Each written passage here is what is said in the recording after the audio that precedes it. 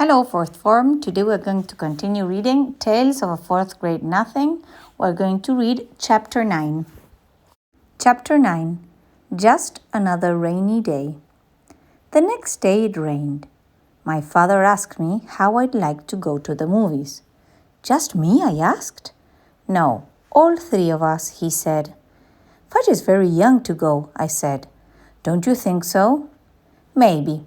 But I can't think of anything else to do with him, and that will take up a few hours. You could give him some socks, I suggested. You know how he loves to play with your socks. Socks won't last the whole afternoon, my father said. That's why I thought of the movies. What will we see, Dad? My father checked his New York magazine. A Bear's Life is playing in the neighborhood. How does that sound? What is it about, I asked. A Bear's Life, I guess, my father said. It's rated G. I was thinking of a good Western with lots of action, or else a picture rated R, where you can't get in if you're under 17, unless you are with your parents. But my father had made up his mind. A Bear's Life it was. I suggested that my father get Fudge cleaned up, because by then he was looking kind of messy. I don't think my father even put him into his pajamas last night. He's been wearing the same polo shirt ever since my mother left yesterday morning. By 1 o'clock, we were ready to go. All three of us wore our raincoats and boots, and my father took his big black umbrella. One thing about New York, it's hard to get a cab when it's raining. But the movie theater wasn't very far away. My father said the walk would do us all good. There were a lot of puddles. It was really pouring. I like to walk in the rain, especially if it isn't too cold out. It feels nice when it wets your face. I jumped over the puddles. My father avoided them too, but not Fudge. He jumped right into everyone and splashed around like a little duck. By the time we got to the movie theater, the bottom of his pants were soaked. My father took him into the men's room. He stuffed a bunch of paper towels up each pant leg so Fudge wouldn't have to sit around wet. At first, Fudge complained.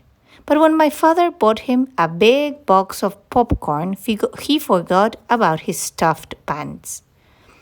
Right after we got settled in our seats, a big boy sat down in front of Fudge, and he had to change seats with my father. Now he was on the aisle. I was in the middle, and my father was on my other side. When the lights dimmed, Fudge said, "Oh, dark." I told him, "Be quiet. You can't talk in the movies." "Okay, Peter," he said. That's when he started throwing his popcorn. At first, I didn't notice, but I wondered why the people in front of us were turning around every second. Then I heard Fudge whisper, "Pow, pow, pow!" and I saw him throw a handful of popcorn. I poked my father. "He's throwing his popcorn," I whispered. My father reached across me and tapped Fudge on the leg. "If you throw one more piece, I'm going to take it away from you." "No throw," Fudge said very loud. "Shush," the people in front of us said. "Shush," Fudge said back to them. "You see," I told my father, "he's too young for the movies. He doesn't understand." But from the moment the first bear came on the scene, Fudge sat still and watched. And after a while, I forgot all about him and concentrated on the movie. It was much better than I thought it would be. It showed all these bear cubs and how they live. I'm not sure when I realized Fudge was gone. I guess it was when I turned to ask him if he had any popcorn left. I had already finished mine and I was still hungry. I was really surprised to see he wasn't there. I mean, 1 minute he was sitting right next to me, and the next minute he was gone. "Hey, Dad," I whispered to my father. "He's gone." What? My father said. Fudge isn't in his seat. My father looked over. Where did he go? I don't know. I just noticed he was gone. Let me out, Peter. I'll find him. Should I come too? I asked. No. You can sit here and watch the rest of the picture. He's probably wandering around by the candy counter. I stood up to let my father out. I wondered what my mother would think if she knew Fudge was lost in the movies. A few minutes later, the picture stopped, right in the middle of a scene. The soundtrack trailed off like a broken record. All the lights came on. The audience let out a groan. Some kids called, "Boo! Boo!" Then my father and two ushers and a man in a suit came over to me. He was sitting right here, my father told him, pointing to the empty seat on the aisle. Well, the man in the suit said, we've checked the restrooms and the office. He's not behind the candy counter. We'll have to search the theater. He cupped his hand around his mouth and shouted, Ladies and gentlemen, may I have your attention, please? We'll continue with our film in one moment. But first, we have to find a 3-year-old boy answering to the name of Fudge. Some people laughed when the man said his name. I guess Fudge does sound funny if you're not used to it. I thought, maybe he's been kidnapped. Would my mother be mad? That crazy kid. You can't even take him to the movies. Then I thought, who'd want to kidnap him anyway? What should I do, Dad? I said. Why don't you walk up and down this aisle and call him, Peter? Okay, I said. Here, Fudge, I called, starting down my aisle. I sounded like I was calling a dog. Come on out, Fudge. When I got down to the first row and called, Here, Fudge, he popped out at me. He scared me so bad, I yelled, Oh! Hi, Peter, he said. Hey, I found him, I called. I found him, here he is. Then I turned to my brother. You dope! What are you doing way down here? And why are you sitting on the floor? Wanted to touch the bears, Fudge said. But bears are all gone. He spread out his arms and said, All gone again.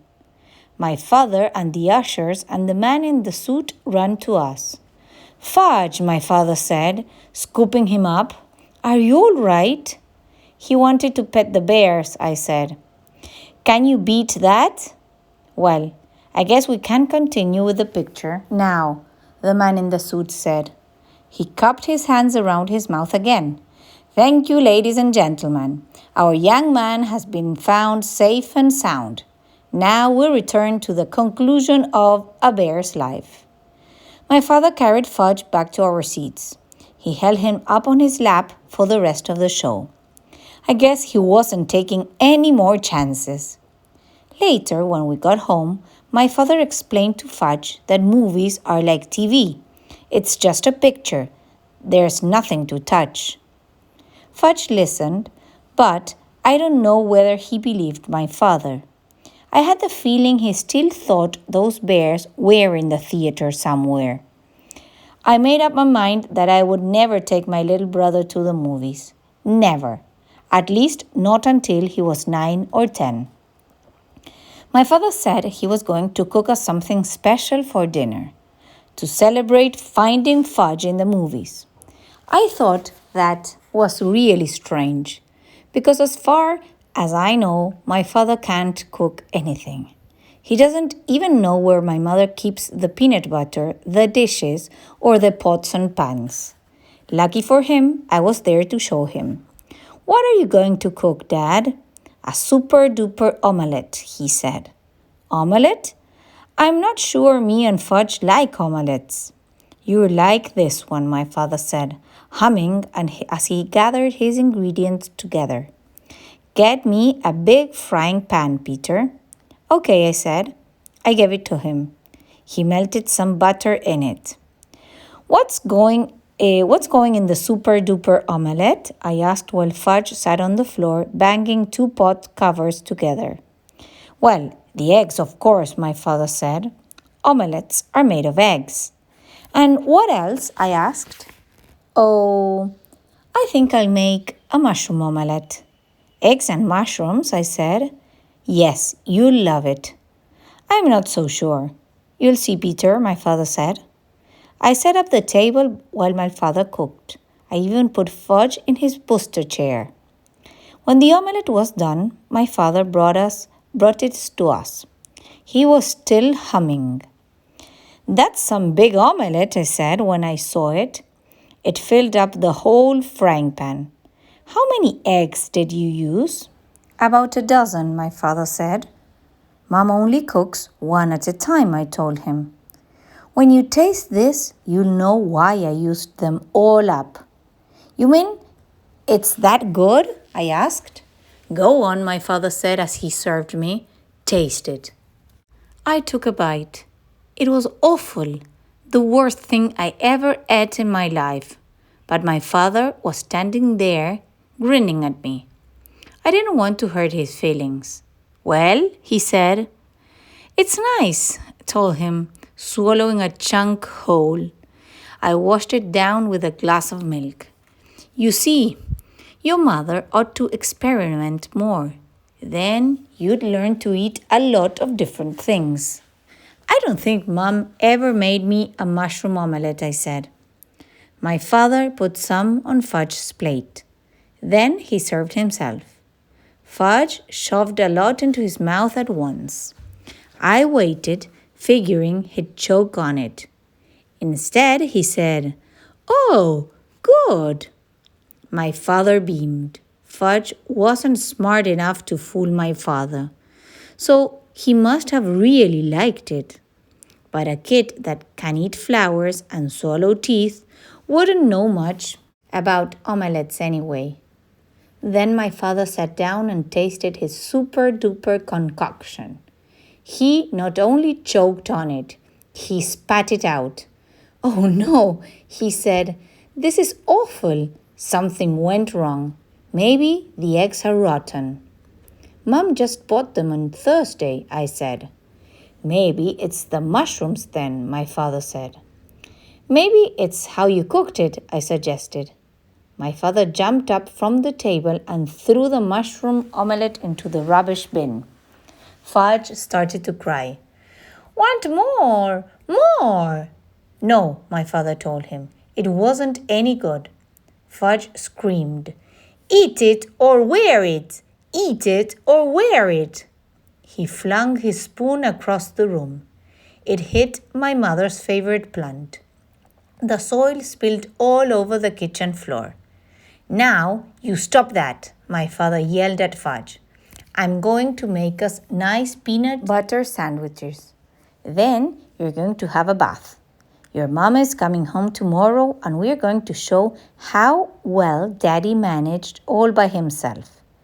"Peter, where does your mother hide the peanut butter?" After supper, my father bathed Fudge. The only thing he decided not to do were the dishes. He stuck them in the sink and left them for my mother. On Sunday afternoon, we drove out to the airport to meet my mother's plane. On the way there, my father said, "Wouldn't it be fun if we kept all the things we did over the weekend a secret, just between the three of us, kind of a man's secret?" I agreed not to say a word, and my mother was so glad to see us that she didn't even mention the dirty dishes in the sink. 6 weeks later, we were watching TV one night when the new Toddle Bike commercial came on. "That's me," Fudge said. My mother looked up from the book she was reading. "He does look like you, Fudge, but that's not really you." "Oh, yes," Fudge said. "That's me. See?" My mother squinted and looked harder. "You know, Warren," she told my father, "he really does look like Fudge." Then she laughed. "Imagine another little boy like Fudgy." "It's Fudge all right," I said. It's fudge, all right, my brother repeated. We didn't tell you, dear, my father said. We thought you'd like to be surprised, but that is fudge. What? My mother said, like she couldn't believe it. You see, Mom, I began. Remember that weekend you went to visit Aunt Linda? Then I stopped and thought about all the things my mother didn't know, like the puddles Fudge splashed in and the paper towels up his pants, and how he wanted to touch the bears and the mushroom omelette, and Mr. Vincent and his big cigar, and Janet and her goldfish crackers. And I looked at my father and I started to laugh. So did he.